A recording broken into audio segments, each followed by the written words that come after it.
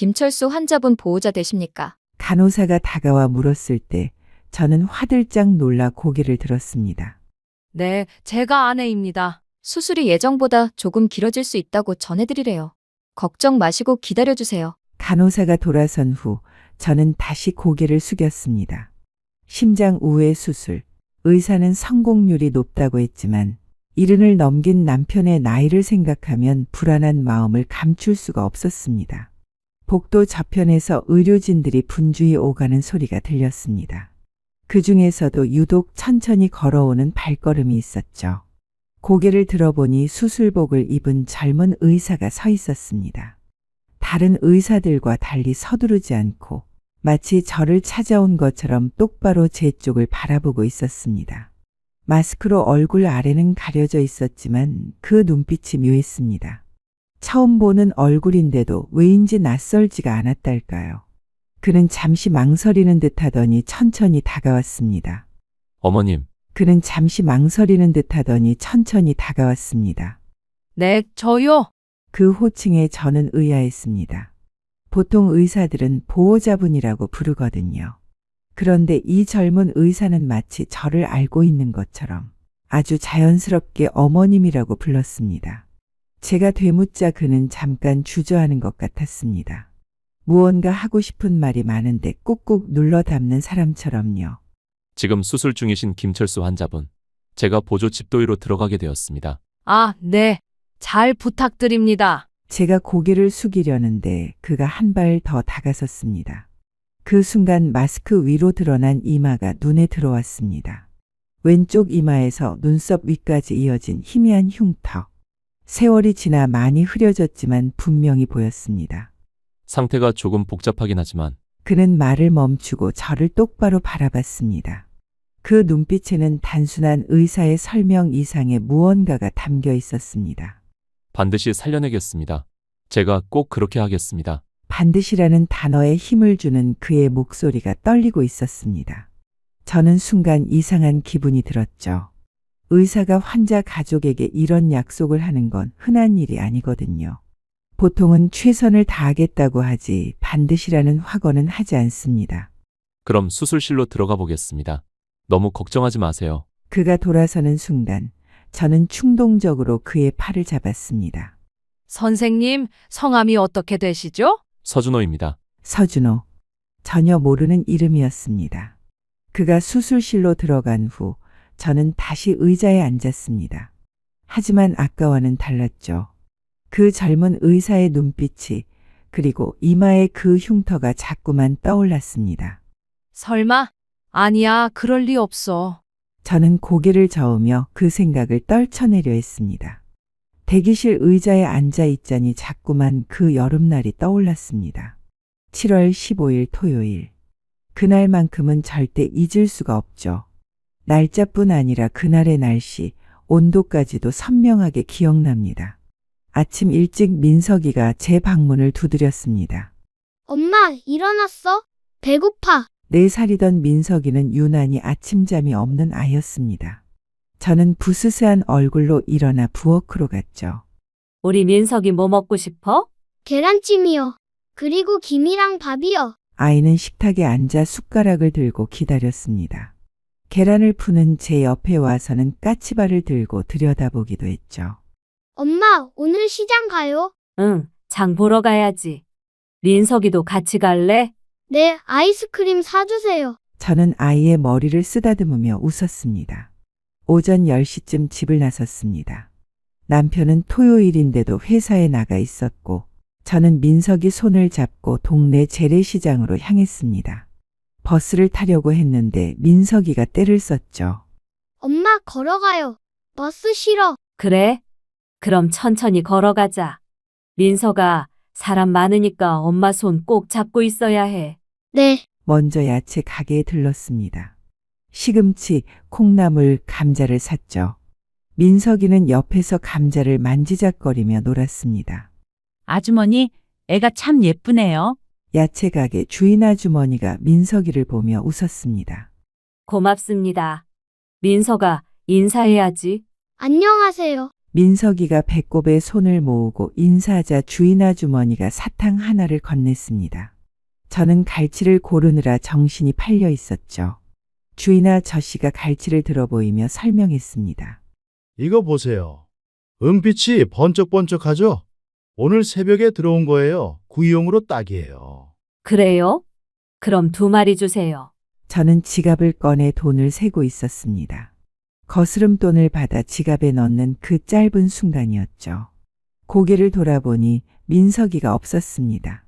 민서가? 처음엔 바로 옆 가게에 갔나 싶었습니다. 민서가 어디 있어? 목소리를 조금 높였지만 대답이 없었습니다. 가슴이 쿵 내려앉았죠. 저는 갈치를 든 채로 주변을 둘러봤습니다. 저기요. 혹시 파란 티셔츠 입은 남자애 못 보셨어요? 5살짜리요. 생선 가게 주인 아저씨가 고개를 갸웃거렸습니다. 아까 여기 있지 않았나? 못 봤는데. 저는 뛰기 시작했습니다. 과일 가게, 떡집, 반찬 가게 닥치는 대로 들어가 물었죠. 우리 애 못 보셨어요? 파란 티에 청바지 입었어요. 5분이 지나고 10분이 지날수록 목소리가 커졌습니다. 나중엔 거의 소리를 지르다시피 했죠. 민서가. 김민서? 애가 없어졌어요. 언제부터요? 방금이요. 10분도 안 됐어요. 분명 여기 있었는데. 저는 다리에 힘이 풀려 주저앉을 뻔했습니다. 한 아주머니가 저를 부축했죠. 진정하세요. 금방 찾을 거예요. 시장이 크지도 않은데 어디 가겠어요. 하지만 30분이 지나도 1시간이 지나도 민석이는 나타나지 않았습니다. 경찰이 왔습니다. 젊은 경찰관이 수첩을 꺼내 물었죠. 정확히 몇 시에 없어진 거죠? 11시 20분경이요. 생선 가게에서요. 아이 특징을 자세히 말씀해 주세요. 남자애고 머리는 단발이에요. 이마에 흉터가 있어요. 왼쪽 이마에서 눈썹까지. 말을 하다가 울음이 터졌습니다. 그 흉터는 2살 때 생긴 거였죠. 잠깐 한눈판 사이에 욕조에서 미끄러져 다친. 잠깐 한눈판 사이에 제가 잠깐만 정신 차렸어도. 경찰관이 제 어깨를 두드렸습니다. 자책하지 마세요. 일단 수색부터 하겠습니다. 혹시 아이가 좋아하는 장소나 자주 가는 곳이 있나요? 놀이터요. 집 앞 놀이터를 좋아해요. 그리고 문방구, 그리고 아이스크림 가게. 경찰은 즉시 수색을 시작했습니다. 저는 남편에게 전화했죠. 목소리가 너무 떨려서 제대로 말이 나오지 않았습니다. 여보, 민석이가 없어졌어. 전화기 너머로 남편의 숨소리가 거칠어졌습니다. 무슨 소리야? 민석이가 없어졌다니? 시장에서 잠깐 한눈판 사이에. 지금 바로 갈게. 거기서 기다려. 그날 밤늦도록 찾았지만 민석이는 나타나지 않았습니다.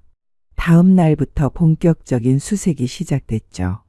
실종 전단지를 만들어 전국에 뿌렸습니다. 민석이 사진과 함께 이 아이를 찾습니다라는 문구가 크게 적혀 있었죠. 방송국에도 나갔습니다. 그때 카메라 앞에서 했던 말이 아직도 생생합니다. 민서가 엄마야. 어디 있니? 엄마가 꼭 찾으러 갈게. 말을 잊지 못하고 오열했습니다. 그 방송을 본 시청자들이 많은 제보를 해줬지만 모두 민석이가 아니었죠. 1달, 2달. 시간이 지날수록 희망은 점점 사라져갔습니다. 하지만 저는 포기할 수 없었습니다. 매일 시장에 나가 사람들에게 물었고 전국의 보호소와 병원에 전화했죠. 혹시 5살쯤 되는 남자아이 들어온 거 없나요? 이마에 흉터가 있어요.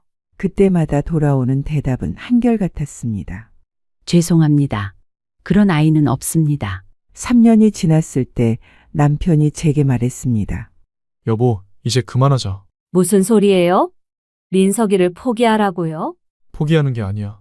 민석이가 살아있다면 언젠가는 돌아올 거야. 하지만 당신이 이러다가 쓰러져. 매일 잠도 안 자고. 저는 남편의 손을 뿌리쳤습니다. 당신은 포기해도 난 못해요. 내가 낳은 아이예요. 내가 손을 놓쳐서 잃어버린 아이라고요. 그날 밤 저는 민석이 방에서 잠들었습니다. 아이의 베개를 안고 울다가 지쳐 잠든 거죠. 꿈에서 민석이를 만났습니다.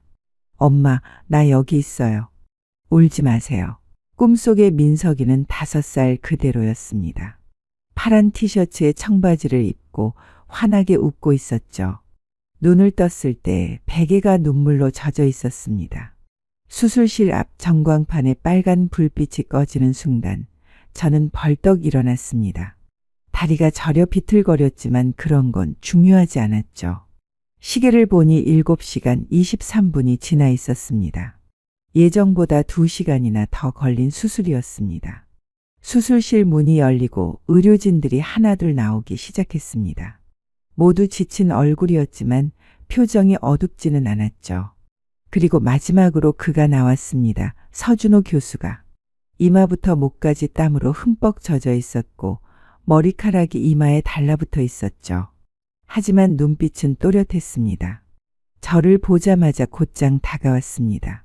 수술은 성공적으로 끝났습니다. 그 한마디에 저는 그 자리에서 주저앉을 뻔했습니다.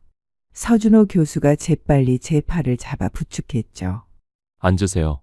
자세히 설명드리겠습니다. 그는 저를 의자에 앉히고 자신도 옆에 앉았습니다. 수술복이 땀에 젖어 몸에 달라붙어 있었는데도 먼저 설명부터 시작했죠. 막힌 혈관이 예상보다 많았습니다. 3곳을 우에 연결했고 좌주간부 협착도 해결했습니다. 시간이 길어진 이유는 혈관 상태가 생각보다 약해서 더 신중하게 진행했기 때문입니다. 저는 그의 설명을 들으면서도 계속 그의 얼굴을 바라봤습니다. 30대 초반으로 보이는 얼굴, 또렷한 눈매, 그리고 여전히 선명한 이마의 흉터. 지금 중환자실로 옮겼습니다. 마취해서 깨어나는데 시간이 좀 걸릴 겁니다. 보통 2시간 정도면 의식이 돌아옵니다. 정말 괜찮은 건가요? 제 목소리가 떨렸습니다. 그는 잠시 망설이다가 제 손을 가볍게 잡았습니다. 의사가 환자 가족에게 하는 행동치고는 지나치게 친밀했지만 이상하게도 거부감이 들지 않았죠. 제가 약속드렸잖아요. 반드시 살려내겠다고 약속 지켰습니다. 그 순간 그의 눈가가 붉어지는 걸 봤습니다. 의사가 수술 성공 후에 울먹이다니 정말 이상한 일이었죠. 중환자실은 30분 후에 면회 가능합니다. 그때 가서 보세요. 교수님, 정말 감사합니다. 어떻게 감사를 드려야 할지. 감사는 나중에 받겠습니다. 지금은 환자분 회복이 우선입니다. 30분 후 저는 중환자실로 들어갔습니다. 온갖 기계에 둘러싸인 남편이 누워 있었습니다.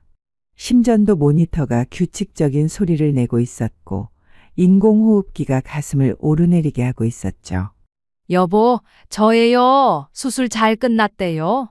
이제 괜찮을 거예요. 남편의 손을 잡고 속삭였습니다. 남편이 천천히 눈을 떴습니다. 초점이 맞지 않는 눈으로 주변을 둘러보다가 저를 발견하고는 입꼬리를 올렸죠. 말을 하려는 것 같았지만 인공호흡기 때문에 소리가 나오지 않았습니다. 말하지 마요. 아직 관이 있어서 말할 수 없어요. 손만 잡고 있을게. 일주일이 흘렀습니다. 남편은 놀라운 속도로 회복했죠. 인공호흡기는 수술 다음 날 제거했고 사흘 만에 일반 병실로 옮길 수 있었습니다. 서준호 교수는 매일 아침 저녁으로 회진을 왔습니다. 다른 환자들보다 유독 남편에게 더 신경을 쓰는 게 눈에 보였죠.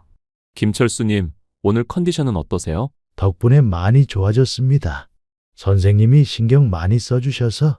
남편은 서준호 교수를 볼 때마다 뭔가 복잡한 표정을 지었습니다.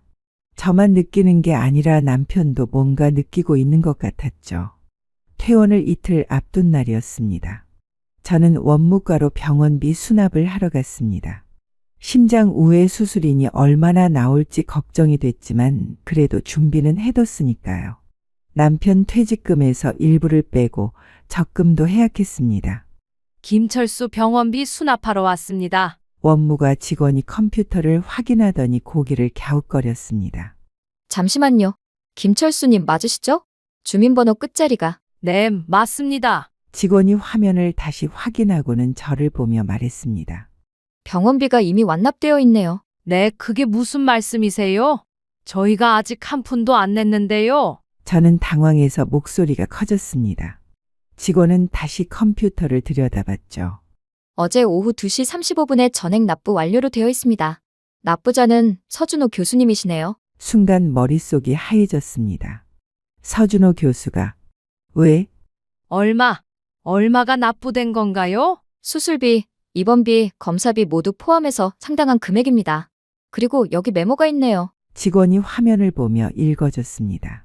김철수 환자 병원비 전액 본인이 부담, 환자 가족에게는 비밀로 해주시기 바랍니다. 라고 되어 있습니다만 이미 확인하러 오셨으니. 저는 그 자리에 멍하니 서 있었습니다. 심장 수술비가 얼만데 그것도 전액을. 혹시 서준호 교수님이 지금 병원에 계신가요? 의국에 계실 것 같은데요. 3층 서편 의국입니다. 저는 곧장 의국으로 향했습니다. 복도를 걸으면서도 다리가 떨렸죠. 도대체 왜 무슨 이유로? 의국 문을 두드렸습니다. 들어오세요. 안으로 들어가니 서준호 교수가 차트를 보고 있었습니다. 저를 보자 놀란 표정을 지었죠. 무슨 일이세요? 환자분은 괜찮으신가요? 교수님 병원비를 왜 그러셨어요? 제 말에 그는 잠시 침묵했습니다. 그리고는 조용히 펜을 내려놓았죠. 아, 벌써 아셨군요. 비밀로 해달라고 했는데. 이건 받을 수 없습니다. 너무 큰 돈이에요. 우리가 왜 교수님한테 이런 신세를? 저는 준비해둔 봉투를 꺼냈습니다. 당장 전액은 못 갚더라도 일부라도 갚으려고 가져온 돈이었죠. 이것부터 받아주세요. 나머지는 차차 갚겠습니다. 서준호 교수는 고개를 저었습니다. 받을 수 없습니다. 왜요? 우리가 누군지도 모르시면서 왜 이런 거예요? 그는 자리에서 일어나 창가로 갔죠. 한참을 밖을 바라보다가 천천히 말했습니다. 그는 돌아서서 저를 봤습니다. 눈가가 붉어져 있었죠. 아버지를 살리는 게 자식으로서 도리죠. 아버지. 그는 분명히 아버지라고 했습니다. 환자분도 아니고 김철수 님도 아니고 아버지라고. 교수님, 어머님, 제가 더 드릴 말씀이 있습니다. 그는 서랍에서 봉투 하나를 꺼냈습니다. 이건 제가 오래 간직했던 겁니다. 봉투를 받아 열어보니 낡은 사진 한 장이 들어 있었습니다. 순간 숨이 멎는 것 같았죠. 20년 전 민석이 3살 생일날 찍은 사진이었습니다. 케이크 앞에서 환하게 웃고 있는 민석이, 그리고 그 옆에 있는 젊은 시절의 저와 남편. 이 사진을 병원비는 제 마음입니다. 받아주세요. 그게 저한테도 위안이 됩니다. 제 손이 떨렸습니다. 사진을 든 손이 너무 떨려서 제대로 볼 수가 없었죠. 민서가 결국 그 이름이 튀어나왔습니다. 더는 참을 수가 없었어요. 우리 민석이 맞지? 그는 고개를 숙였습니다. 그리고는 작은 목소리로 대답했죠. 네요, 엄마. 그 한마디에 20년의 세월이 무너져 내렸습니다. 저는 그 자리에 주저앉았고 그가 달려와 저를 부축했죠. 엄마, 괜찮아요? 더 일찍 말했어야 했는데. 내가 뭐가 미안해. 살아있어줘서 고마워. 돌아와줘서 고마워. 저는 그를 끌어안고 한참을 울었습니다. 30년 만에 다시 품에 안은 내 아들. 그것만이 중요했습니다. 어떻게 살았니? 어떻게 여기까지? 아주 긴 이야기예요. 천천히 다 말씀드릴게요. 그는 제 어깨를 토닥이며 말했습니다. 4살 때와 똑같은 손짓이었죠. 엄마를 위로할 줄 아는 착한 아이였거든요. 아빠는 아직 모르시지? 네, 아직 말씀 안 드렸어요. 수술 후라 충격받으실까봐. 그래. 천천히 하자. 저는 눈물을 닦고 일어섰습니다. 그리고 다시 그의 얼굴을 봤죠. 이마의 흉터가 더 선명하게 보였습니다. 미안해. 엄마가 잠깐 한눈판 사이에. 엄마 잘못 아니에요. 사고였어요. 그는 제 손을 잡았습니다. 따뜻한 손이었죠. 의사의 손이면서 제 아들의 손이었습니다. 병원비는 정말 신경 쓰지 마세요. 제가 그동안 번 돈이 꽤 있어요. 미국 양부모님도 지원해 주셨고, 무엇보다 아빠를 살릴 수 있었잖아요. 그것만으로도 충분해요. 그래도 이건 너무. 엄마, 30년 동안 날 찾아다니셨잖아요. 포기하지 않고 기다려주셨잖아요. 이건 그에 비하면 아무것도 아니에요. 민석이의 눈이 먼 곳을 바라봤습니다. 30년 전 그날을 더듬어가는 눈빛이었죠. 어렴풋이 기억나는 건 그때 큰 도로가 보였어요. 건너편에 파란 지붕이 보였는데 우리 집 지붕 색깔 같았거든요. 신호등이 있는 줄도 몰랐죠. 그때 오토바이가 정신을 차렸을 때는 병원이었어요. 하지만 제 이름도 엄마 이름도 기억이 안 났어요. 의사 선생님들이 계속 물어봤지만 대답할 수가 없었죠. 머리를 다쳐서 기억이 다 사라진 거예요. 병원에 있다가 가톨릭 보호소로 옮겨졌어요. 거기서 마이클 신부님을 만났죠. 미국인 부부가 보호소에 왔어요. 로버트와 메리. 자녀가 없는 부부였는데 한국 아이를 입양하고 싶어 했대요. 좋은 동네였고 좋은 학교에 다녔어요. 양부모님은 정말 잘해주셨어요. 민석이의 눈가가 촉촉해졌습니다. 그러다 실습 중에 한국인 할머니 한 분을 만났어요. 치매 환자셨는데 저를 보시더니 갑자기 제 손을 잡으셨어요. 우리 손자 어디 갔다 이제 오는 거야? 하시면서 민석이는 깊은 숨을 쉬었습니다. 그 손에 감촉이 냄새가 너무 익숙했어요. 파스 냄새와 된장 냄새가 섞인. 그때부터 기억이 조금씩 돌아오기 시작했어요. 민석이라는 이름도 어렴풋이 기억났어요. 양부모님께 말씀드렸어요. 제 과거를 찾고 싶다고. 그분들은 놀라셨지만 응원해 주셨어요. 민석이는 서랍에서 서류 뭉치를 꺼냈습니다. 그리고 마침내 서울 동대문구 재래시장에서 실종된 5살 남자아이 김민석. 부모 김철수, 박영숙. 전문의 자격을 딴 후에 한국으로 왔어요. 하지만 30년이 지나서 모든 게 바뀌어 있었죠. 집도 재개발되어 사라졌고 이사 가신 곳도 찾을 수 없었고 그리고 일주일 전 입원 환자 명단을 보다가 김철수 1950년생 박영숙 1952년생 나이도 맞고 이름도 맞고 심장이 미친 듯이 뛰었어요. 혹시나 해서 병실에 가봤죠. 복도에서 엄마를 봤을 때 그는 제 손을 잡았습니다. 알았어요. 느낌으로 알았어요. 내 엄마구나. 20년을 찾아 헤맸던 내 엄마구나. 저는 더 이상 말을 할 수가 없었습니다. 그저 아들의 손을 꽉 잡고 있을 뿐이었죠. 우리 아들, 살아있어줘서 고마워. 이렇게 훌륭하게 자라줘서 고마워. 엄마는 이제 정말 여한이 없다. 우리는 또다시 울었습니다. 20년의 공백을 눈물로 메우듯이 그렇게 한참을 울었습니다. 밖에서 누군가 문을 두드렸습니다.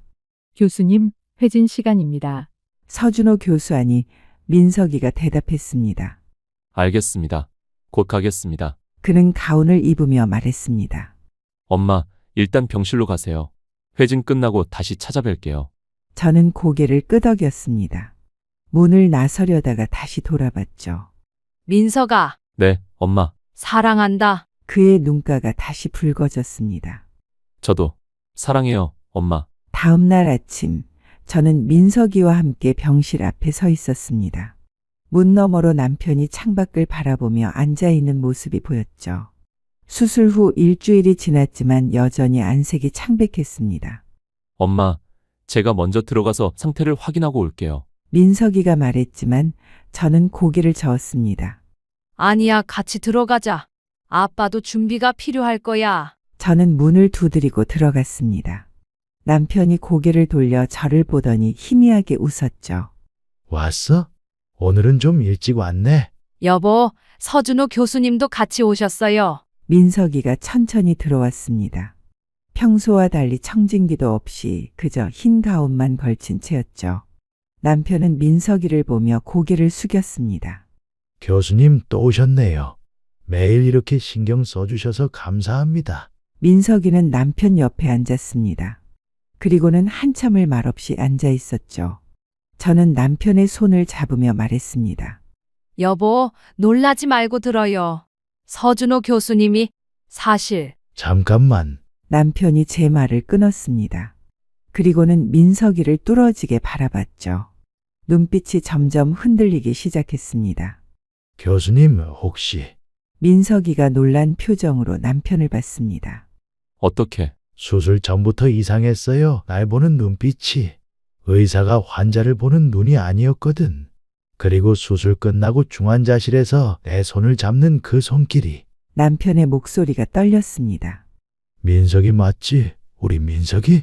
민석이는 더 이상 참지 못하고 무릎을 꿇었습니다. 아버지, 저예요. 민석이에요. 남편은 떨리는 손을 뻗어 민석이의 얼굴을 만졌죠. 이마의 흉터를 따라 손가락이 움직였습니다. 이 흉터? 3살 때 욕조에서 다친? 남편의 눈에서 눈물이 주르륵 흘러내렸습니다. 정말 민석이구나. 살아있었구나. 죄송해요, 아버지. 너무 늦게 찾아와서. 미안하다. 아버지가 널 못 찾아서. 남편은 민석이를 끌어안으며 흐느꼈습니다. 30년 동안 가슴속에 묻어둔 죄책감이 터져 나오는 것 같았죠. 민석이가 남편의 등을 토닥였습니다. 저는 옆에서 그 모습을 보며 조용히 눈물을 닦았죠. 의사가 됐구나. 그것도 이렇게 훌륭한 의사가. 아버지 덕분이에요. 어렴풋이 기억나요. 아버지가 저한테 말씀하셨잖아요.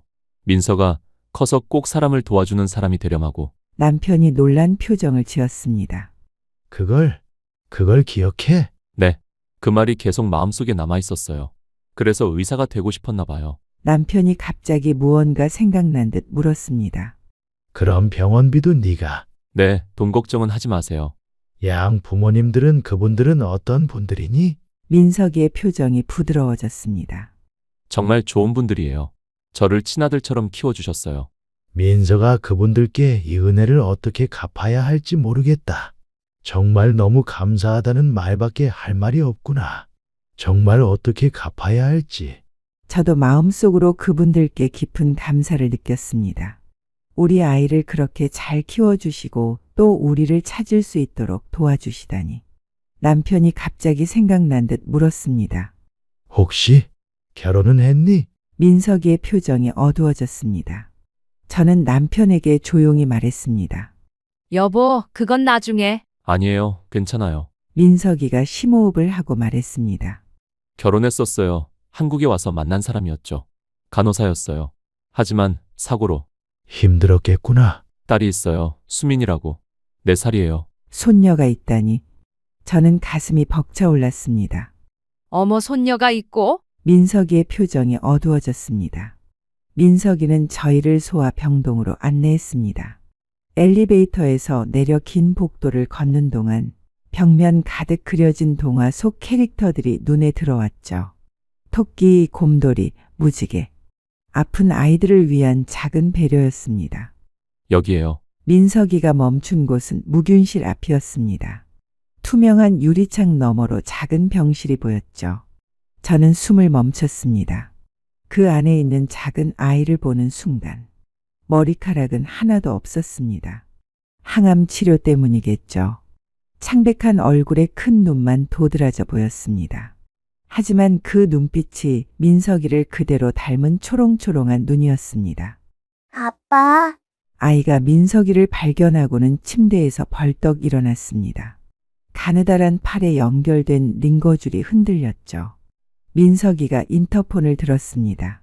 수민아, 아빠야. 오늘은 특별한 손님 모시고 왔어. 누구 왔어요? 아이의 목소리가 스피커를 통해 들렸습니다. 생각보다 맑고 씩씩한 목소리였죠. 수민이의 할머니, 할아버지야. 아이의 눈이 동그랗게 커졌습니다. 유리창 너머로 저희를 뚫어지게 바라봤죠. 저는 떨리는 손을 들어 흔들었습니다. 안녕, 수민아. 아이는 잠시 머뭇거리다가 수줍게 손을 흔들었습니다. 그리고는 고개를 갸웃거렸죠. 진짜 할머니예요. 그래, 진짜 할머니야.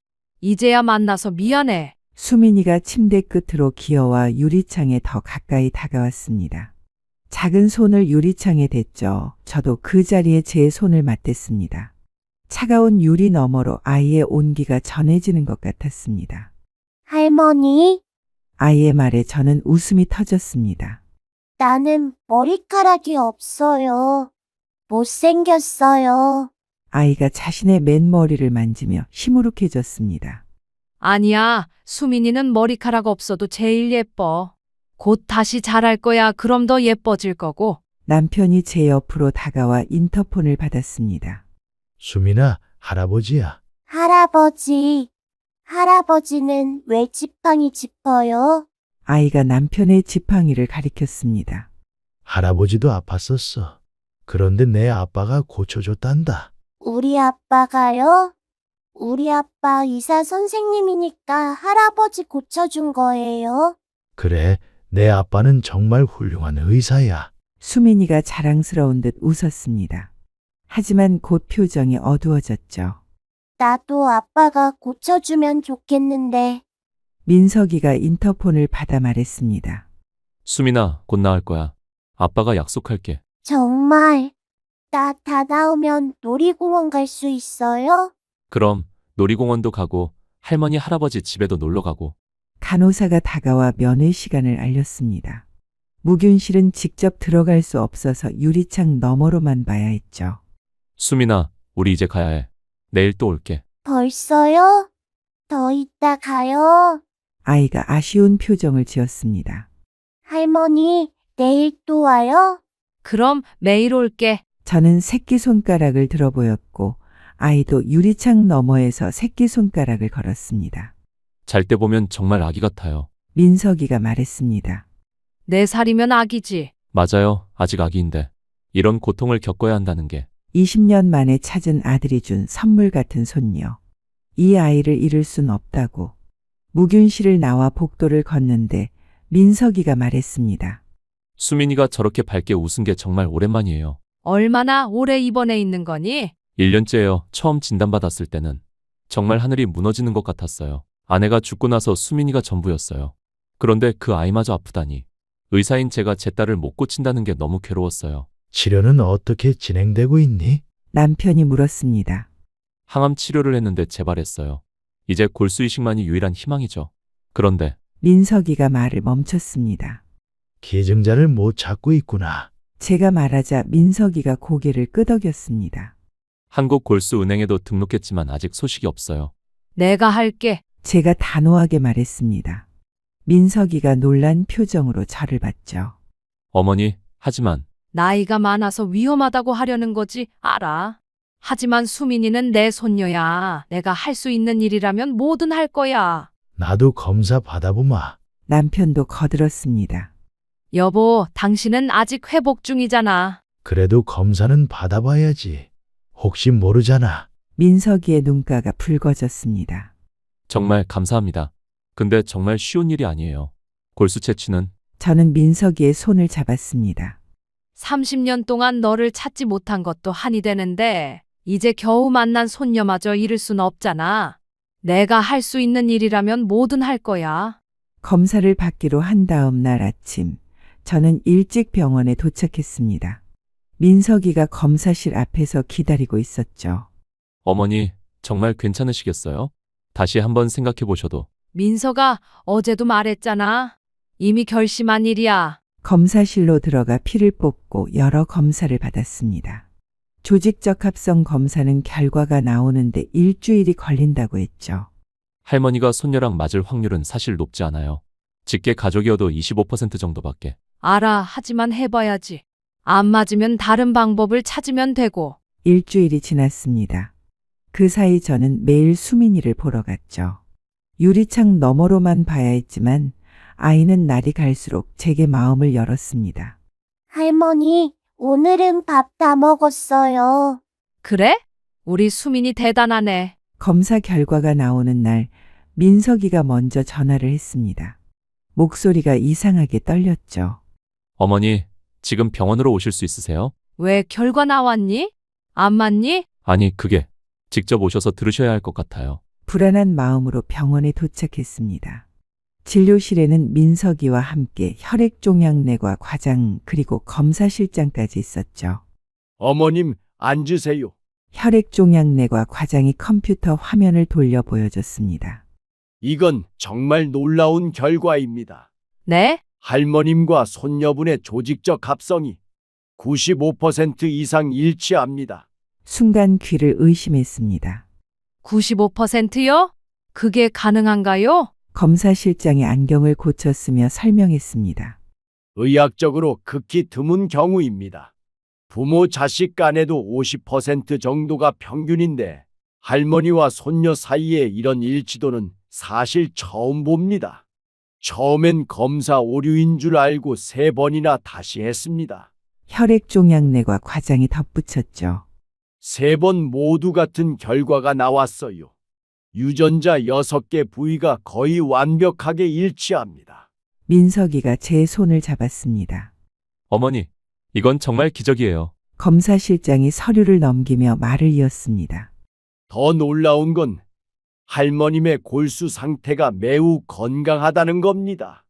60대 후반이신데도 40대 수준의 활성도를 보이고 있어요. 그럼 제가 수민이한테 골수를 줄 수 있다는 거죠? 네, 가능합니다. 아니, 이보다 더 완벽한 기증자는 없을 겁니다. 다만 연세를 고려하면 위험이 없는 건 아닙니다. 전신 마취를 해야 하고 회복 기간도 젊은 사람보다 길 수 있어요. 합병증 가능성도 있습니다. 출혈 감염, 마취 부작용. 의사들이 위험성을 설명했지만 저는 이미 마음을 정했습니다. 언제 할 수 있나요? 민석이가 놀란 표정으로 저를 봤습니다. 좀 더 신중하게. 뭘 더 신중하게 생각해? 수민이가 하루하루 힘들어하고 있는데. 혈액 종양내과 과장이 말했습니다.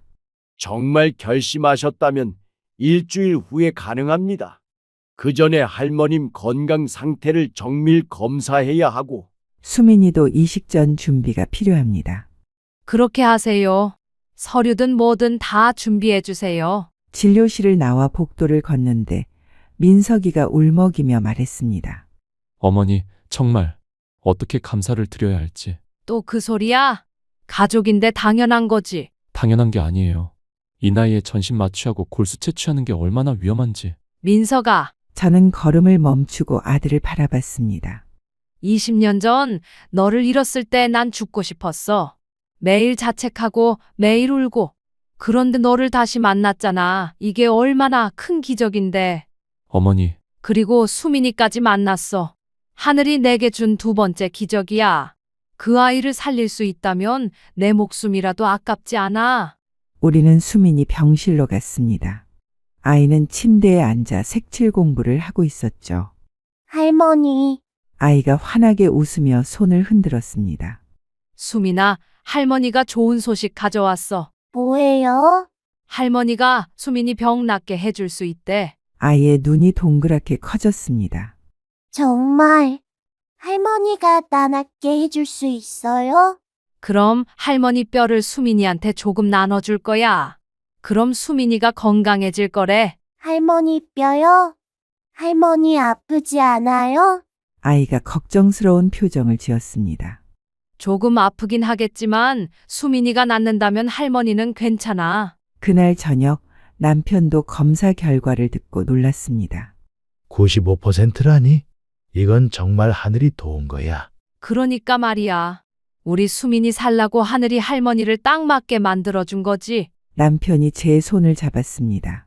고생 많이 하겠네. 내가 옆에서 잘 돌봐줄게. 다음 날부터 저는 이식 준비를 시작했습니다. 여러 검사를 받고 영양제를 맞고 체력을 기르기 위해 운동도 했죠. 민석이는 매일 제 상태를 확인했습니다. 어머니, 오늘 컨디션은 어떠세요? 좋아. 수민이 생각하니까 힘이 나. 수술 전날 수민이와 마지막 면회를 했습니다. 20년 만에 찾은 아들 그리고 손녀. 이 아이를 살릴 수 있다는 것만으로도 감사했습니다. 수민아, 할머니가 꼭 너를 건강하게 만들어줄게. 그리고 우리 오래오래 행복하게 살자. 수술실로 들어가는 순간이 왔습니다. 새벽 6시 병원은 아직 고요했죠. 민석이와 남편이 제 옆을 지켰습니다. 마취과 의사가 제게 다가왔습니다. 지금부터 마취를 시작하겠습니다. 숫자를 거꾸로 세어보세요. 19, 8. 그 다음은 기억이 없습니다. 눈을 떴을 때는 회복실이었습니다. 허리 쪽에 둔한 통증이 느껴졌죠. 어머니, 깨어나셨어요? 민석이의 얼굴이 보였습니다. 눈가가 붉어져 있었죠. 수민이는? 제가 첫마디로 물었습니다. 지금 이식받고 있어요. 어머니 골수가 수민이한테 가고 있어요. 잘 됐네. 저는 안도의 한숨을 쉬었습니다. 허리가 아팠지만 그보다 수민이가 더 걱정됐거든요. 통증이 심하세요? 괜찮아. 이 정도야 뭐. 사실 꽤 아팠습니다. 골반뼈 여러 곳에서 골수를 채취했다고 했죠. 바늘이 뼈를 뚫고 들어갔다 나온 자리가 욱신거렸습니다. 오후가 되어서야 일반 병실로 옮겨졌습니다. 남편이 휠체어를 타고 와 있었죠. 여보, 고생했어. 당신도 왔어? 당연하지. 우리 집사람이 큰일을 했는데. 남편이 제 손을 잡았습니다. 거칠지만 따뜻한 손이었죠.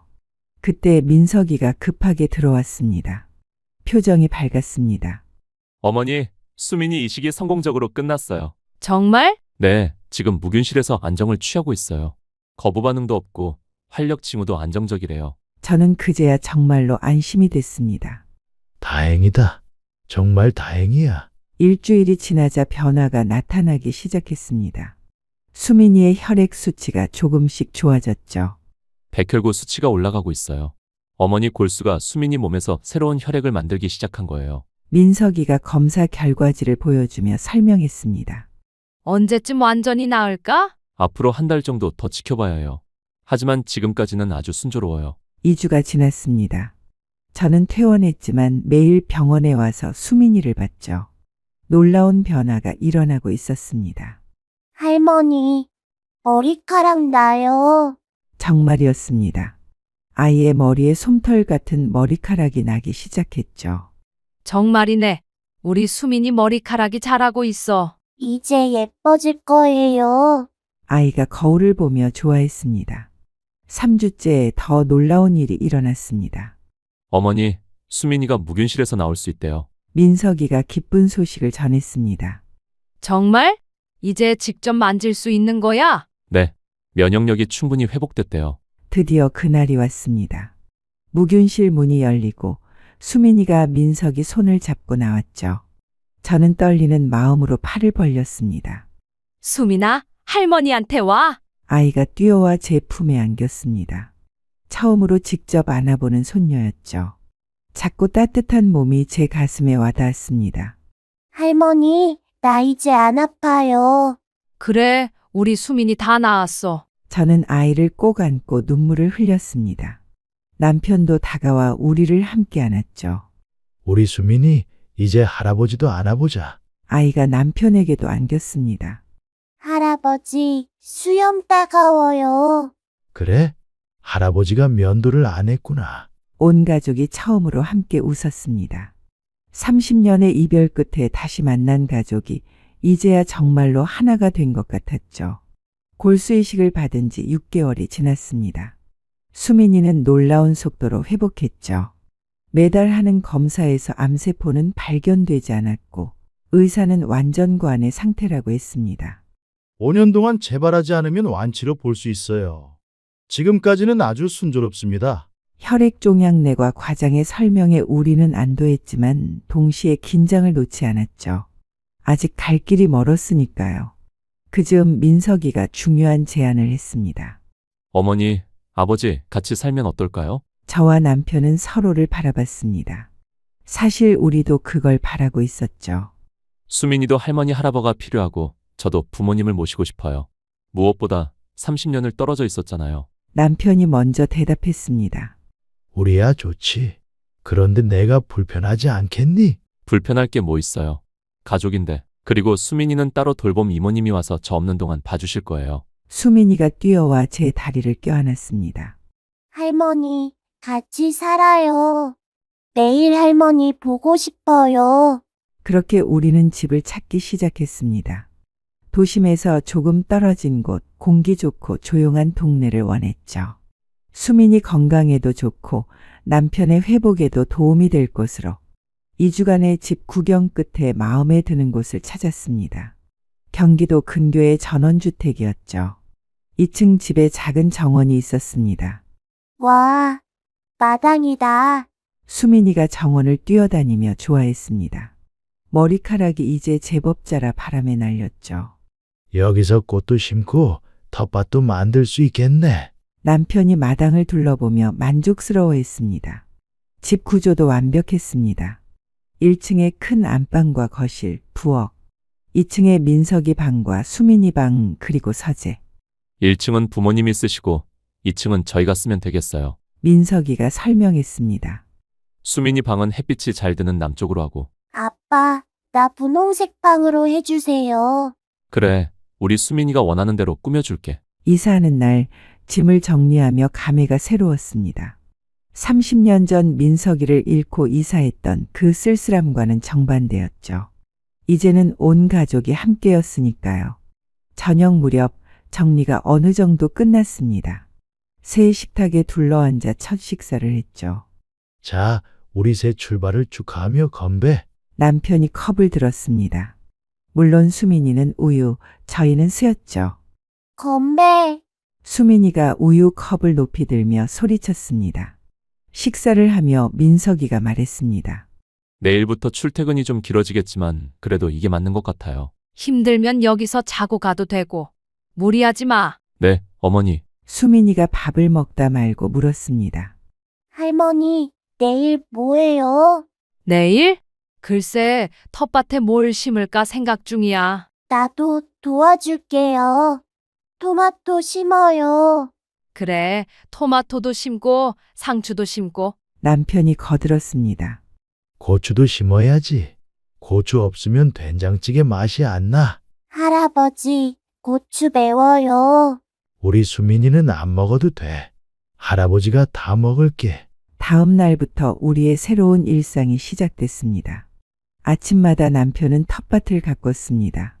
지팡이를 짚고 있었지만 얼굴에는 활기가 돌았죠. 저는 부엌에서 아침을 준비했습니다. 된장찌개와 계란말이, 민석이가 좋아하는 김치볶음밥. 새 집에서의 생활이 6개월쯤 지났을 때 수민이가 유치원에 다시 다니기 시작했습니다. 할머니, 나 유치원 가요. 책가방을 메고 나서는 수민이가 어찌나 대견한지. 조심해서 다녀와. 할머니가 맛있는 간식 준비해 놓을게. 네. 오후에 돌봄 이모님이 아이를 집으로 데려오면 수민이는 항상 제잘거렸습니다. 할머니, 오늘 친구들이랑 소꿉놀이 했어요. 내가 할머니 역할 했어요. 그래? 할머니 역할? 내가 제일 좋은 할머니니까. 어느 날 저녁 수민이가 색연필로 뭔가를 열심히 그리고 있었습니다. 수민아, 뭐 그리니? 병원이요. 저는 잠시 가슴이 철렁했습니다. 아이가 아직도 병원의 기억에 시달리는 건 아닐까 싶어서요. 병원? 왜 병원을 그려?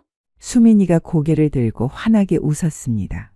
나 커서 아빠처럼 의사 될래요. 민석이가 놀란 표정으로 수민이를 안아 올렸습니다. 정말? 우리 수민이가 의사가 되고 싶어? 네, 아픈 아이들 고쳐주는 의사요. 병원에는 아직도 아픈 아이들이 있잖아요. 민석이의 눈가가 촉촉해졌습니다. 그래, 수민이는 훌륭한 의사가 될 거야.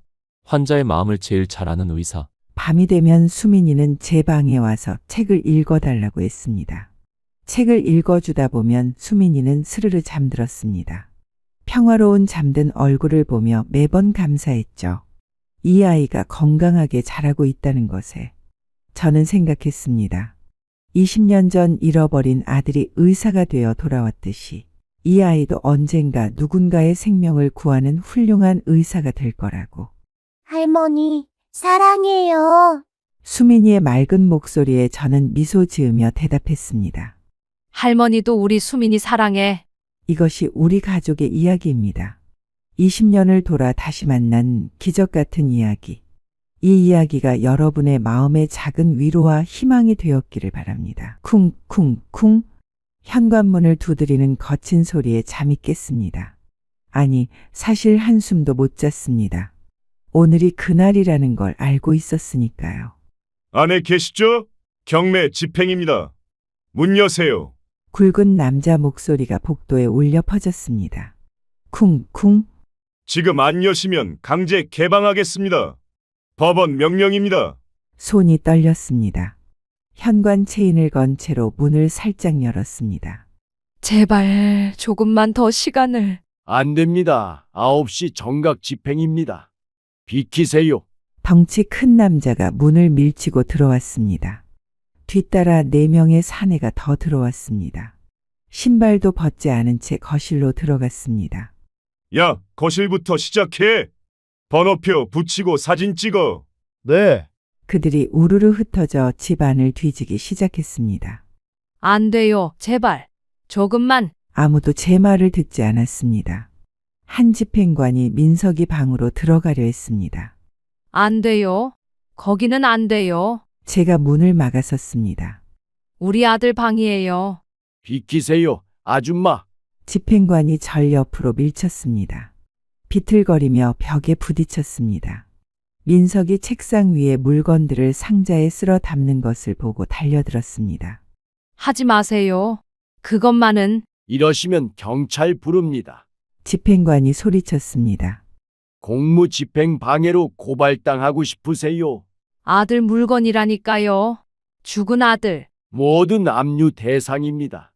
지금 당장 이 집에서 나가세요. 다른 집행관이 제 팔을 잡았습니다. 어르신 그만하시고 나가세요. 안 돼요. 조금만. 사진이라도. 개인 물품만 간단히 챙기세요. 5분 드릴게요. 떨리는 손으로 캐리어를 열었습니다. 남편 영정사진, 민석이 졸업사진, 가족 사진첩. 시간 다 됐어요. 나가세요. 집행관 2명이 제 양팔을 잡았습니다. 나가세요. 지금 당장. 안 돼요. 나요. 내 집이에요. 30년을 살았다고요. 하지만 그들은 저를 끌다시피 현관으로 데려갔습니다. 제발 일주일만 아니 3일만. 이미 한 달 전에 통보했잖아요. 어서 나가세요. 집행관이 저를 밖으로 밀어냈습니다. 캐리어가 마당에 나뒹굴었습니다. 무릎을 꿇고 주저앉았습니다. 제발 한 번만 봐주세요. 갈 곳이 없어요. 우리도 어쩔 수 없습니다. 법대로 하는 거예요. 집행관들이 현관문을 닫으려 했습니다. 눈물이 하염없이 흘렀습니다. 잠시만요. 누군가 숨을 헐떡이며 뛰어오는 소리가 들렸습니다. 멈추세요. 잠깐. 정장 차림의 남자가 전속력으로 달려오고 있었습니다. 넥타이가 흐트러지고 이마에는 땀이 흘렀습니다. 뭐야, 저 사람? 집행관들이 의아해하며 쳐다봤습니다. 그가 헐떡이며 서류를 꺼내 들었습니다. 이 집 제가 샀습니다. 방금 등기 이전 완료했습니다. 집행관들이 일제히 그 남자를 쳐다봤습니다. 뭐라고요? 제가 이 집을 낙찰받았습니다. 남자가 서류 가방에서 계약서를 꺼내 보였습니다. 집행관이 서류를 받아들고 꼼꼼히 살펴봤습니다. 잠시만요. 집행관이 휴대폰을 꺼내 어디론가 전화를 걸었습니다. 네, 여기 현장인데요. 한참을 통화하던 집행관이 고개를 끄덕였습니다. 네, 알겠습니다. 네, 그렇게 하겠습니다. 전화를 끄는 집행관이 다른 직원들을 돌아봤습니다. 확인됐습니다. 다시 제자리에 돌려놓고 철수해. 아, 그러게 미리 확인 좀 제대로 하지. 야야, 빨리 정리하고 나가. 집행관들이 우르르 짐을 싸기 시작했습니다. 붙였던 스티커들을 떼어내고 번호표를 회수하고 서둘러 트럭으로 돌아갔습니다. 죄송합니다. 착오가 있었네요. 순식간에 조용해졌습니다. 거실에는 저와 그 낯선 남자만 남았습니다. 저는 아직도 상황이 파악되지 않았습니다. 멍하니 서 있는데 그 남자가 천천히 다가왔습니다. 그의 얼굴을 보는 순간 숨이 멎는 줄 알았습니다. 광대뼈의 작은 점, 오른쪽 눈썹 끝에 옅은 흉터, 그리고 그 눈빛. 10년 전 실종되었던 우리 큰아들 민석이었습니다. 너는 목소리가 나오지 않았습니다. 다리가 후들거렸습니다. 어머니. 그가 조심스럽게 입을 열었습니다. 목소리가 떨리고 있었습니다. 저 민석이에요. 민석아. 믿을 수 없었습니다. 죽은 줄로만 알았던 아들이 내 앞에 서 있다니. 정말 우리 민석이가 맞아? 떨리는 손을 뻗어 그의 얼굴을 만졌습니다. 따뜻했습니다. 살아있는 사람의 온기였습니다. 네, 어머니. 저예요. 그의 눈에서 눈물이 흘러내렸습니다. 어머 세상에나 어떻게 이런 일이. 저는 아들을 끌어안았습니다. 10년 만에 안는 내 아들이었습니다. 말이 제대로 나오지 않았습니다. 목이 메어 숨쉬기도 힘들었습니다. 미안해요. 너무 늦게 와서. 정말 미안해요, 어머니. 아니야. 살아만 있어줘서 정말 고마워. 우리는 한참을 그렇게 붙잡고 울었습니다. 10년의 세월이 그 모든 그리움이 눈물이 되어 쏟아졌습니다. 민석이가 날 부축해 집 안으로 들어갔습니다. 어머니, 앉으세요. 물 좀 드릴게요. 민석이가 부엌으로 가서 물을 떠왔습니다. 10년 만에 아들이 떠다주는 물이었습니다. 민석아, 도대체 그동안 어디 있었니? 어떻게 된 거야? 민석이가 제 앞에 앉았습니다. 제 기억이 최근에 다 돌아왔어요. 미국에서 현지 동료들이랑 주말에 유명한 다이빙 명소에 놀러 갔었어요. 계곡 상류에 있는 곳이었는데 그가 잠시 말을 멈췄다가 이어갔습니다. 하필 전날 밤에 폭우가 쏟아졌대요. 우리는 몰랐죠. 아침에는 날씨가 맑았으니까. 그래서 다이빙하고 올라오려는데 갑자기 거센 물살에 휩쓸렸어요. 바위에 머리를 세게 부딪혔나 봐요. 그 뒤로는 기억이 없어요. 그런데 왜 연락이 없었니? 깨어나 보니 병원이었는데 아무것도 기억이 안 났어요. 내가 누군지 어디서 왔는지 말도 할 수 없었고요. 병원에서는 저를 무연고자로 분류했어요. 그 나라 복지시설에서 새 신분을 만들어줬고 존이라는 이름으로 살게 됐어요. 10년을 그렇게? 시간이 지나면서 조금씩 회복됐어요. 특히 수학이나 컴퓨터 쪽으로 재능을 보여서 장학금으로 대학도 다녔고 졸업하고 의료기기 회사를 창업했어요. 운이 좋았죠. 민석이가 제 손을 더 꽉 잡았습니다. 그런데 한 달 전 카페에서 우연히 한국 유학생을 만났어요. 그 친구가 절 보더니 깜짝 놀라면서 살아있었냐고 하는 거예요. 그래서 기억이 돌아온 거니? 네, 그 순간 모든 게 쏟아져 들어왔어요. 어머니 얼굴, 아버지 목소리, 우리 집, 영수.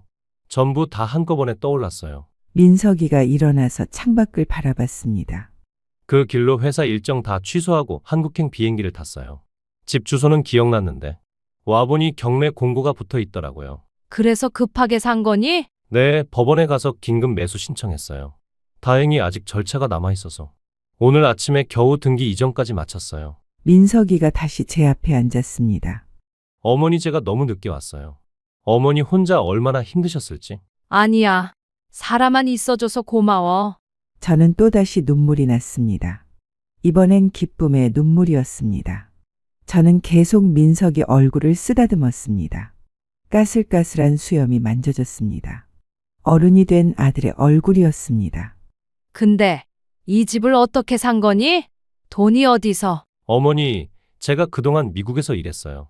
회사를 하나 만들었는데 운 좋게 잘 됐어요. 민석이가 휴대폰을 꺼내 뭔가를 보여줬습니다. 영어로 된 기사였는데 민석이 사진이 크게 나와 있었습니다. 이게 너니? 네, 저예요. 제가 만든 회사예요. 믿기지 않았습니다. 죽은 줄 알았던 아들이 살아 돌아온 것도 그 아들이 성공한 사업가가 된 것도. 근데 어머니, 민석이가 집 안을 둘러보며 물었습니다. 이 집이 왜 경매로 넘어간 거예요? 무슨 일이 있었던 거예요? 그리고 그가 잠시 망설이다가 물었습니다. 아버지는 어디 계세요? 그 말에 가슴이 무너져 내렸습니다.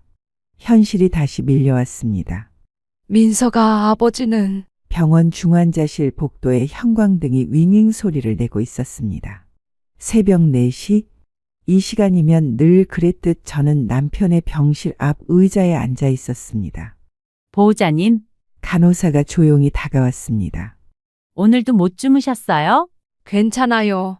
집에 가도 잠이 안 와서요. 간호사는 안쓰러운 눈빛으로 저를 보다가 병실로 들어갔습니다. 유리창 너머로 남편의 모습이 보였습니다. 각종 기계에 둘러싸여 누워있는 그 모습이 낯설기만 했습니다. 전화가 울렸습니다. 작은 아들 영수였습니다. 엄마, 아빠는 어때? 응, 그대로야. 병원비는 어떻게 하고 있어? 순간 희망이 생겼습니다. 혹시 도와주려고 전화한 건가? 어떻게든 하고 있지. 그래, 다행이네. 근데 엄마, 나 급한 일 있어서 끊어야 돼. 무슨 일 생기면 바로 연락 줘요. 뚝. 전화가 끊어졌습니다. 희망도 함께 끊어졌습니다. 주치의를 만난 건 다음 날 오후였습니다. 보호자님, 환자분 상태가 더 악화되고 있습니다. 네. 뇌사 판정 기준에 거의 근접한 상태입니다. 혹시 연명치료 중단에 대해 생각해 보셨습니까? 연명치료 중단. 그 말이 가슴에 대모처럼 박혔습니다. 조금만 더 시간을 주세요. 의사는 고개를 끄덕였지만 그 눈빛은 이미 포기한 사람의 것이었습니다. 그날 밤 저는 남편 곁에 앉아 그의 손을 잡았습니다. 여전히 따뜻한 체온이 느껴졌습니다. 미안해요. 내가 당신까지 지켜주지 못해서. 정말 미안해요. 3일 후 남편은 숨을 거뒀습니다. 마지막 순간 심전도 기계에 삐 하는 소리가 병실을 가득 채웠습니다. 여보 편히 쉬어요. 그동안 고생 많았어요. 의사가 사망 시각을 고했습니다. 오전 11시 43분. 영수에게 전화했습니다. 아빠가 방금 돌아가셨어. 장례식장은 병원 지하야. 알겠어요. 은지랑 같이 갈게요. 전화를 끊고 나니 정말로 혼자가 된 기분이었습니다. 장례식장으로 내려가는 엘리베이터 안에서 거울에 비친 제 얼굴을 봤습니다. 67세. 머리는 반백이 되었고 얼굴은 주름으로 가득했습니다. 언제 이렇게 늙었을까요? 빈소가 차려졌습니다. 화환은 딱 3개. 영수가 보낸 것, 남편 회사에서 보낸 것, 그리고 동네 노인회에서 보낸 것이었습니다. 첫날 밤 조문객은 거의 없었습니다. 형제들도 형수 고생 많았어 한마디 하고는 금세 자리를 떴습니다. 저는 상주석 옆에 앉아 꾸벅꾸벅 졸았습니다. 며칠 밤을 새운 탓에 정신이 몽롱했습니다. 그때였습니다. 뒤쪽에서 들려오는 목소리. 어머니 집 경매 들어갔대. 영수 목소리였습니다. 은지와 속삭이는 소리가 또렷하게 들려왔습니다. 저는 눈을 감은 채 꼼짝도 하지 않았습니다. 아마 제가 잠든 줄 아는 모양이었습니다. 뭐 그럼 어떡해. 유산은커녕 우리한테 빚까지 넘겨주는 거 아냐? 은지 목소리에는 짜증이 가득했습니다. 다른 애들은 부모님 돌아가시면 집이든 뭐든 받던데 진짜 재수없네. 영수가 한숨을 내쉬었습니다. 제 아들이 맞나 싶을 정도로 낯선 목소리였습니다. 그럼 어머님은 당장 어디 가셔? 몰라. 알아서 하시겠지. 알아서 하시긴 뭘 알아서 해?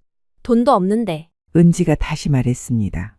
설마 우리한테 오시는 건 아니겠지? 영수가 잠시 뜸을 들이다가 말했습니다. 노숙자 쉼터나 뭐 그런 거 많잖아. 요즘에. 뭐? 노숙자 쉼터? 은지가 깜짝 놀란 목소리를 냈습니다. 그런 게 어디 있어? 아니, TV에서 봤는 데 있대. 구청에서 운영하는 곳도 있고. 그래도 그건 너무하지 않아? 어머님이 노숙자 쉼터라니. 그럼 어쩌자고? 우리 집에 모실 순 없잖아. 영수가 목소리를 낮췄습니다. 너도 알잖아. 우리 집 대출만 3억이야. 애들 학원비에 생활비에. 겨우 버티고 있는데. 알아, 나도 알아. 근데 그래도. 그래도 뭐? 동정심 생겨. 그럼 내가 모셔. 미쳤어? 내가 왜? 은지가 발끈했습니다. 나한테는 남이나 다름없어. 명절 때나 겨우 얼굴 보는 사이인데. 내가 혹시나 해서 하는 말인데 우리 집은 절대 안 된다. 나 호렘이 모시기 싫어. 당연하지. 나도 싫어. 솔직히 말해서 어머니가 형 얘기만 하는 것도 지긋지긋해. 죽은 사람 붙잡고 10년째야. 산 사람은 안중에도 없고 맨날 민석이. 정작 옆에 있는 당신은 투명인간 취급하고. 그런데 진짜 어머님이 우리 집 찾아오면 어떡해? 오기 전에 차단하면 돼. 차단? 그게 되나? 전화번호 차단하면 연락 자체가 안 되잖아. 그건 좀. 영수가 단호하게 말했습니다. 우리도 살아야 해. 우리 인생이 있다고. 은지가 한숨을 쉬었습니다. 그럼 확실히 해도 연락처 차단 말이야. 알겠어. 장례식 끝나자마자 바로 그렇게 할게. 근데 친척들이 뭐라고 하면? 뭘 뭐라고 해? 그 사람들도 어머니 안 맡으려고 할걸? 그건 그렇지. 보나마나 서로 떠넘기기 바쁠 거야. 우리가 먼저 선수 치는 게 나아. 참 병원비 청구서 봤어? 은지가 물었습니다. 800만 원 넘게 나왔대. 미쳤네. 그것도 우리가 내야 하나? 그들의 목소리가 점점 작아졌습니다. 아마 자리를 떠나는 모양이었습니다. 나는 그 순간 일어나서 소리치고 싶었습니다. 내가 너희 엄마다. 내가 너희를 어떻게 키웠는데. 하지만 그럴 힘조차 없었습니다. 아니, 어쩌면 더 들어보고 싶었는지도 모릅니다. 내 자식들의 진짜 마음을. 발소리가 멀어졌습니다. 저는 그제야 눈을 떴습니다. 빈소는 텅 비어 있었고 남편의 영정만이 저를 바라보고 있었습니다. 여보, 들었어요. 우리 아들이, 우리가 키운 아들이 화장이 끝나고 유골함을 받았을 때 손이 떨렸습니다. 한평생 살았던 사람이 이렇게 작은 함에 담긴다는 게 믿기지 않았습니다. 여보, 이제 어디로 모실까요? 납골당을 둘러보는 동안 영수는 계속 시계를 봤습니다. 엄마, 우리 먼저 가도 돼? 애들 학원 데리러 가야 해서. 그래, 가봐. 집으로 돌아오니 현관문에 빨간 딱지가 붙어 있었습니다. 경매 물건. 다리에 힘이 풀렸습니다.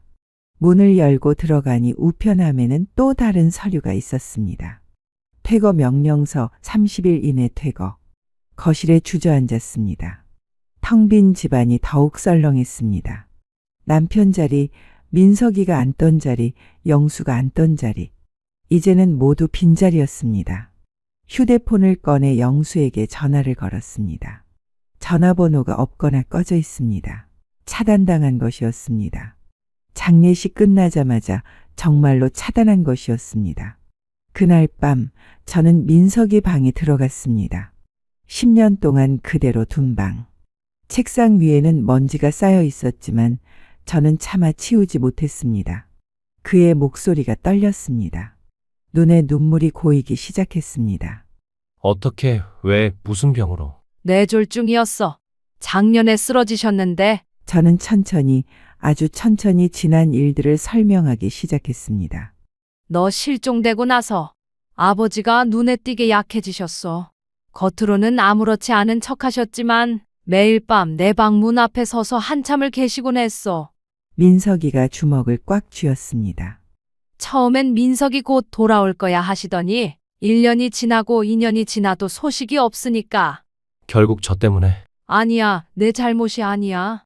사고였잖아. 하지만 민석이는 고개를 숙인 채 듣고만 있었습니다. 그 뒤로는 거의 집에만 계셨지. 술도 많이 드시고 그러다가 작년에 민석이가 갑자기 일어섰습니다. 병원비는 어떻게 하신 거예요? 처음엔 보험금으로 버텼는데 그것도 금방 떨어지고 적금 깨고 대출 받고. 그래서 집을. 응, 집을 담보로 대출 받았어. 그것도 한도까지 다 받았는데 결국. 민석이가 무릎을 꿇었습니다. 어머니, 죄송해요. 다 제 잘못이에요. 일어나. 왜 내 잘못이야? 제가 실종만 안 됐어도 아버지가 그렇게까지는. 그가 바닥을 주먹으로 쳤습니다. 쿵 하는 소리가 났습니다. 제가 조금만, 일주일만 더 일찍 왔더라면 아버지를 한 번이라도 뵀을 텐데. 민석아. 아버지한테 할 말이 그렇게 많았는데. 죄송하다고, 사랑한다고 꼭 말씀드리고 싶었는데. 민석이가 그대로 바닥에 엎드렸습니다. 아버지, 죄송합니다. 불효자가 너무 늦게 왔습니다. 그의 어깨가 들썩이며 흐느꼈습니다. 10년 만에 돌아온 아들은 아버지 대신 차가운 바닥을 향해 절을 하고 있었습니다. 한참을 울던 민석이가 고개를 들었습니다. 눈이 퉁퉁 부어 있었습니다. 어머니, 아버지 산소는 어디 계세요? 아직 못 모셨어. 가방에서 유골함을 꺼냈습니다. 민석이가 일어나 눈물을 흘리며 정중하게 절을 2번 올렸습니다. 그리고 조심스럽게 물었습니다. 그런데 동생은 어디 있어요? 민석이의 물음에 저는 잠시 망설였습니다. 영수는 자기 집에 있겠지. 장례식엔 왔겠죠? 응, 왔었어. 민석이가 제 표정을 살폈습니다. 영수가 어머니께 잘해드렸어요. 저는 억지로 웃으며 고개를 저었습니다. 아니야, 괜찮아. 걔도 바쁘니까. 바쁘다고요? 어머니가 이런 상황인데. 자기 가정도 있고 회사도 다니고 애들도 둘이나 되고. 민석이가 휴대폰을 꺼냈습니다. 지금 당장 영수한테 전화해 볼게요. 안 돼. 제가 다급히 민석이 손을 잡았습니다. 왜요? 형 살아있다고 알려야죠. 그게 어떻게 설명해야 할지 막막했습니다. 영수가 저를 차단했다는 걸, 장례식장에서 그런 말을 했다는 걸. 민석이가 의아한 표정으로 저를 바라봤습니다. 사실은 영수가 요즘 연락이 잘 안 돼. 연락이 안 된다고요? 왜요? 그냥 바쁜가 봐. 하지만 민석이는 이미 눈치를 챈 것 같았습니다. 저는 장례식장에서 있었던 일을 큰 아들에게 알려주었습니다. 어머니, 영수 번호 좀 알려주세요. 민석아. 제가 직접 전화해 볼게요. 어쩔 수 없이 영수 번호를 알려줬습니다. 민석이가 전화를 걸었지만 신호음만 길게 울릴 뿐이었습니다. 안 받네요. 영수야, 나 형이야. 살아있어. 지금 어머니 집에 있으니 연락해. 잠시 후 전화가 왔습니다. 여보세요? 민석이가 스피커폰을 켰습니다. 영수야, 나야. 형이야. 전화기 너머로 숨막히는 정적이 흘렀습니다. 누구라고요? 민석이야. 내 형. 살아있어. 이거 무슨 장난 전화야? 우리 형은 10년 전에 죽었어요. 아니야, 정말 나야. 엄마 집에 있어. 그날 저녁 초인종이 울렸습니다. 민석이가 나가 문을 열었습니다. 문 밖에는 영수와 은지가 서 있었습니다. 그들은 민석을 보고는 그 자리에 얼어붙었습니다.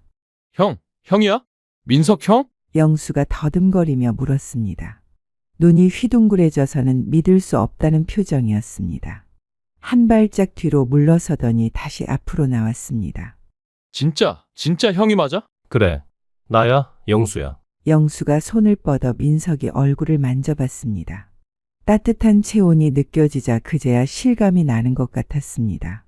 아니, 계곡에서 실종. 신문에도. 말이 제대로 나오지 않는 것 같았습니다.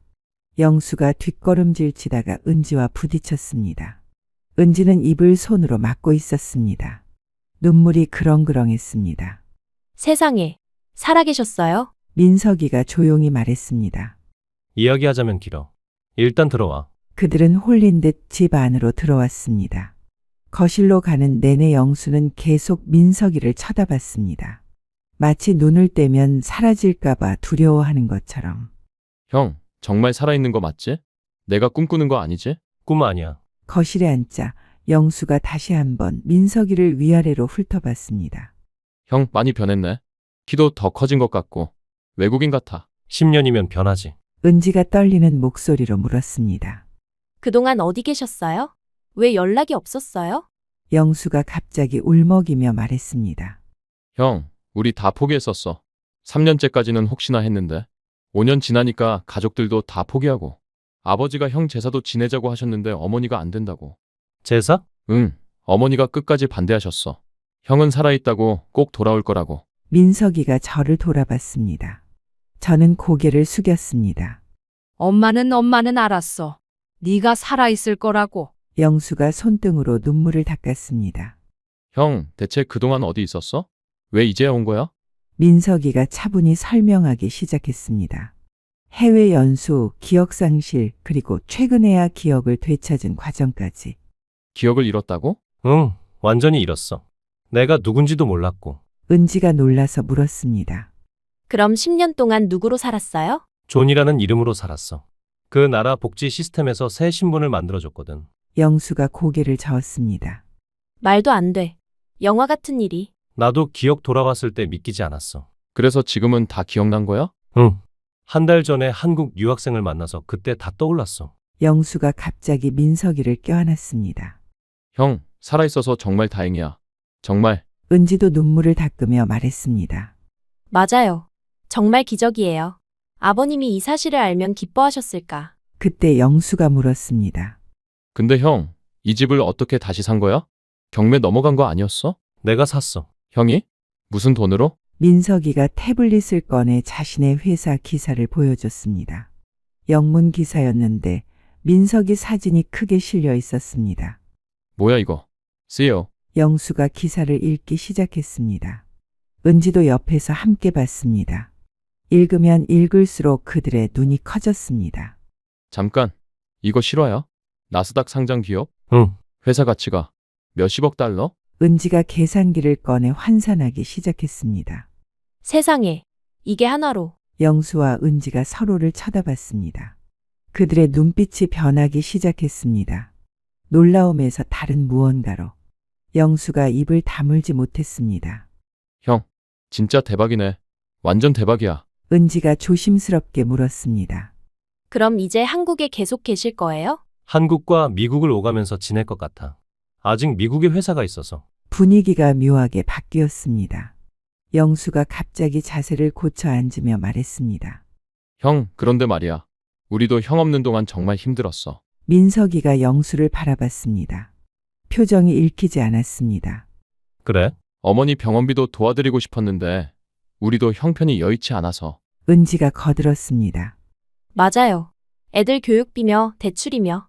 저희도 빠듯하게 살았어요. 그랬구나. 민석이의 대답이 너무 담담해서 영수가 불안해했습니다. 형, 우리 정말 어머니 도와드리고 싶었어. 진짜야. 어머니는 뭐라고 하시던? 그게. 영수가 말을 흐렸습니다. 자주 연락은 못 드렸지만 마음으로는 항상. 마음으로. 민석이가 반복했습니다. 그 목소리에 차가운 기운이 느껴졌습니다. 형, 오해하지 마. 우리가 어머니를 버린 건 아니야. 그럼 뭐야? 그냥 각자 살기 바빴던 거지. 민석이가 고개를 끄덕였습니다.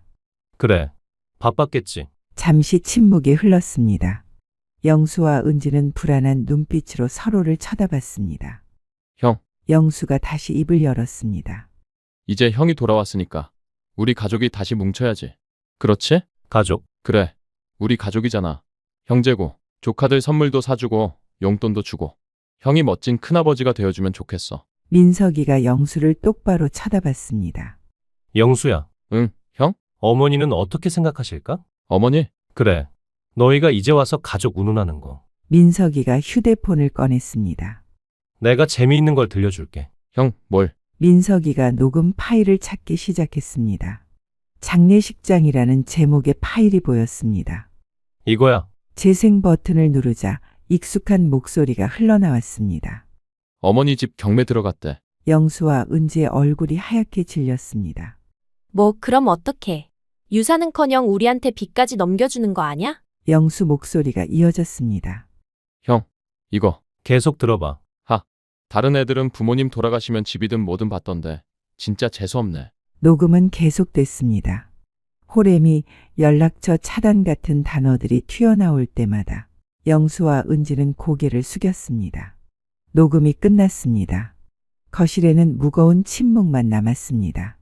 이게 너희가 아버지 장례식장에서 한 말이야. 어머니가 바로 옆에 계셨는데 영수가 무릎을 꿇었습니다. 정말 잘못했어. 근데 진심이 아닌 거 알잖아. 나도 그냥 답답한 마음에 한 말이었고. 그래서 연락처 차단한 거야? 정신이 없어서? 영수야, 됐다. 그만해라. 갑자기 제 목소리가 거실에 울렸습니다. 모두가 저를 돌아봤습니다. 저는 방에서 나와 거실에 서 있었습니다. 어머니. 민석이가 저를 바라봤습니다. 민서가 이제 그만해. 지난 일이야. 하지만 어머니, 이 사람들이 어머니께. 알아. 다 알아. 영수가 일어서며 말했습니다. 엄마, 정말 죄송해요. 앞으로는. 영수야. 제가 영수를 똑바로 봤습니다. 사과는 받겠지만 앞으로는 없어. 엄마. 너희는 너희 삶을 살아. 나는 내 삶을 살게. 영수가 당황했습니다. 엄마, 그게 무슨. 가족이라고 해서 꼭 함께 살아야 하는 건 아니야.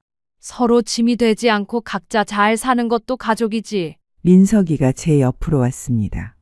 민서가, 너도 영수를 너무 미워하지 마라. 걔도 나름대로 힘들었을 거야. 사람은 다 자기 형편대로 사는 거야. 영수는 영수대로, 나는 나대로. 저는 영수와 은지를 바라봤습니다. 오늘은 이만 돌아가. 형사라 돌아온 것도 받고 할 말도 다 했으니. 영수와 은지가 천천히 현관으로 향했습니다. 문을 나서기 전 영수가 뒤돌아보려 하자 민석이가 따라 나갔습니다. 잠깐. 민석이가 그들을 불렀습니다. 영수와 은지가 멈춰섰습니다. 형? 밖에서 얘기하자. 그들은 함께 엘리베이터를 탔습니다. 무거운 침묵 속에서 층수가 내려갔습니다. 1층에 도착하자 민석이가 먼저 나갔고 영수와 은지가 뒤따랐습니다. 아파트 현관을 나서자마자 민석이가 돌아섰습니다. 앞으로 이 집에 오지 마. 영수가 놀란 표정을 지었습니다. 형, 그게 무슨. 들었잖아. 다시는 오지 마. 은지가 눈물을 글썽이며 말했습니다. 저희한테 한 번만 기회를 주세요. 앞으로 정말 잘 모실게요. 잘 모신다. 민석이가 비웃었습니다. 이제 와서? 돈 냄새 맡고 온 거 아니야. 형, 그건 너무한 거 아니야? 우리가 그런 사람이야? 그런 사람 맞잖아. 어머니 거리에 나 앉을 때는 모른 척 하다가 내가 나타나니까 갑자기 가족 찾아? 형, 우리는 진심으로. 정말 욕 나오게 하네. 닥쳐. 민석이가 한 걸음 다가섰습니다. 가로등 불빛 아래 그의 얼굴이 차갑게 굳어 있었습니다. 장례식장에서 호렘이 운운한 게 진심이었어? 영수가 입을 다물었습니다. 연락처 차단한 게 진심이었고? 그때는 정말 사정이. 그만해. 변명 듣고 싶지 않아. 민석이가 영수를 똑바로 쳐다봤습니다. 나가라고. 다시는 오지 마. 어머니한테 연락도 하지 마. 민석이가 돌아서며 말했습니다. 그리고 어머니 재산 노리지 마. 내가 다 관리할 거니까. 은지가 영수 팔을 잡았습니다. 여보, 그만 가자. 애들 기다려. 그들은 터덜터덜 주차장으로 걸어갔습니다. 뒤돌아보니 불 켜진 집 창문이 보였습니다. 어머니와 민석이가 있을 그곳이 너무도 멀게 느껴졌습니다. 집으로 돌아온 영수는 거실 한 구석에 놓인 작은 상자를 바라봤습니다. 아버지의 유골함이었습니다. 장례식 후 납골당에 모시지 못하고 집으로 가져온 것이었죠. 이제라도 아버지, 좋은 곳에 모셔드려야죠. 그래야지. 언제까지 집에 둘 순 없잖아. 내일 납골당 알아볼게요. 그나마 제가 아버지께 할 수 있는 게 이것뿐이네요. 다음 날 영수는 서울 외곽의 한 납골당을 찾았습니다. 조용하고 깨끗한 곳이었습니다. 영수가 유골함을 안치하며 중얼거렸습니다. 아버지, 제가 돌아왔어요. 어머니도 이제 잘 지내실 거예요. 그러니 아버지도 걱정 마시고 편히 쉬세요. 너무 늦게 찾아뵈서 정말 죄송합니다. 작은 공간에 아버지 영정 사진을 놓고 국화꽃 한 다발을 함께 넣었습니다. 한 달 후, 민석이는 어머니를 경기도의 한 조용한 마을로 모셨습니다. 어머니의 고향이었습니다. 북한산이 멀리 보이고 공기가 맑은 전원마을이었죠. 민서가, 여기가. 차에서 내린 어머니는 놀란 눈으로 집을 올려다봤습니다. 야트막한 언덕 위에 자리 잡은 2층 전원주택. 하얀 벽에 주황색 지붕, 넓은 테라스와 아담한 정원이 있는 아름다운 집이었습니다. 어머니 집이에요. 내 집? 네. 어머니 이름으로 등기도 다 했어요. 대문을 열고 들어서자 잘 가꿔진 정원이 펼쳐졌습니다. 감나무, 매실나무 그리고 작은 텃밭까지. 어머나, 이게 정말 내가 살 집이란 말이니? 집 안으로 들어가자 더욱 놀랐습니다.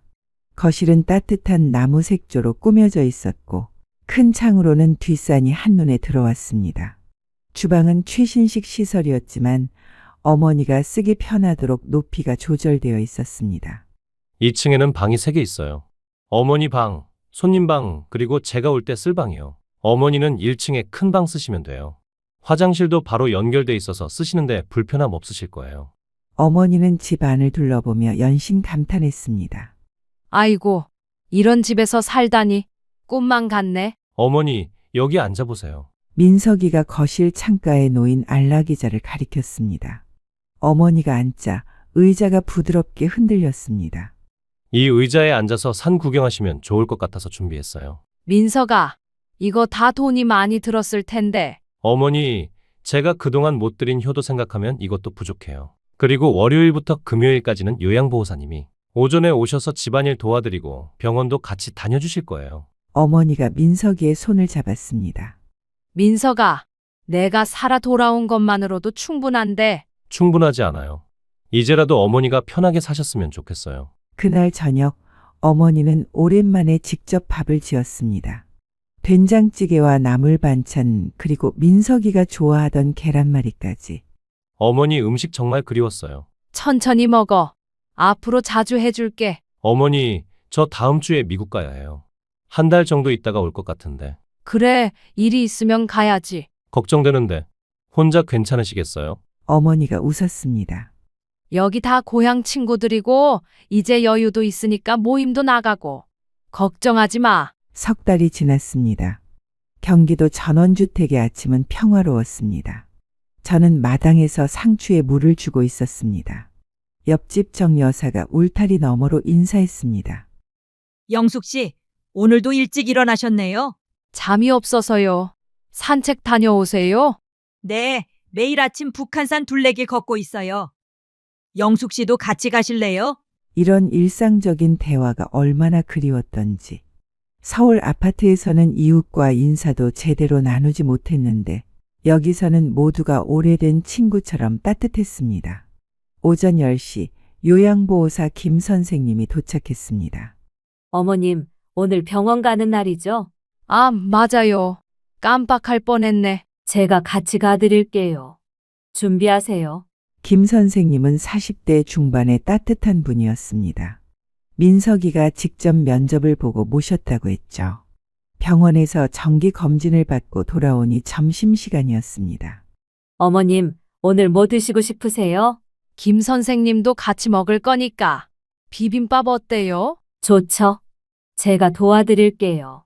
함께 부엌에서 나무를 다듬으며 이런저런 이야기를 나눴습니다. 어머님 아드님이 정말 효자세요. 이렇게 좋은 집에 저까지 모시고. 과분하죠. 10년 만에 돌아온 아들인데. 10년이요? 무슨 일이 있으셨어요? 저는 민석이 이야기를 간단히 들려줬습니다. 김 선생님은 놀라며 혀를 찼습니다. 세상에, 드라마 같은 일이네요. 그래도 살아 돌아오셨으니 얼마나 다행이에요. 오후에는 텃밭을 가꾸는 시간이었습니다. 토마토가 빨갛게 익어가고 있었고 오이도 주렁주렁 매달려 있었습니다. 휴대폰이 울렸습니다. 영상 통화였습니다. 민석이었습니다. 어머니, 잘 지내세요? 그럼 아주 잘 지내지. 뒤에 텃밭이에요? 와, 토마토 엄청 많이 열렸네요. 내가 키운 거야. 내가 오면 따서 먹여줄게. 화면 속 민석이가 환하게 웃었습니다. 미국 사무실인 것 같은데 창밖으로 높은 빌딩들이 보였습니다. 어머니, 혹시 불편한 거 없으세요? 없어. 다 좋아. 다음 달에 한국 갈게요. 맛있는 거 사갈 테니까 기다려요. 그냥 와. 뭘 사와? 통화를 끝내고 나니 마음이 따뜻했습니다. 아들이 살아있다는 것, 이렇게 안부 전화를 하는 것이 여전히 기적 같았습니다. 저녁 무렵 마을 회관에서 모임이 있었습니다. 같은 또래 할머니들이 모여 차를 마시며 수다를 떨었습니다. 영숙 씨는 복 받으셨어. 아들이 그렇게 성공했다면서? 과분한 복이죠. 작은 아들도 있다고 들었는데. 순간 분위기가 조금 어색해졌습니다. 네, 있어요. 바빠서 자주 못 봐요. 다들 눈치가 있는지 더 묻지 않았습니다. 집으로 돌아와 거실 의자에 앉았습니다. 창밖으로 노을이 지고 있었습니다. 북한산 능선이 붉게 물들었습니다. 문득 남편 생각이 났습니다. 여보, 나 지금 너무 편하게 잘 살고 있어요. 민석이가 이렇게 잘 챙겨주고 있어요. 당신도 보면 좋아했을 텐데. 몇 달 후 어머니, 저 왔어요. 민석이가 대문을 열고 들어왔습니다. 그 옆에는 예쁜 여자분이 함께였습니다. 어머니, 제 약혼자예요. 어머님, 안녕하세요. 처음 뵙겠습니다. 참 곱고 착해 보이는 아가씨였습니다. 민석이를 바라보는 눈빛이 사랑스러웠습니다. 어서 와요. 밥 먹었어요? 어머니가 해주시는 된장찌개 먹으러 왔죠. 민석이가 환하게 웃었습니다. 식탁에 둘러앉아 밥을 먹으며 이런저런 이야기를 나눴습니다. 결혼 준비며 신혼집 이야기며 듣고만 있어도 행복했습니다. 사랑하는 독자 여러분, 우리 모두의 인생에도 춥고 긴 겨울이 있겠지만 반드시 따뜻한 봄날이 찾아올 거라 믿습니다. 혹시 이 이야기가 마음에 드셨다면 구독과 좋아요 부탁드립니다. 항상 건강하시길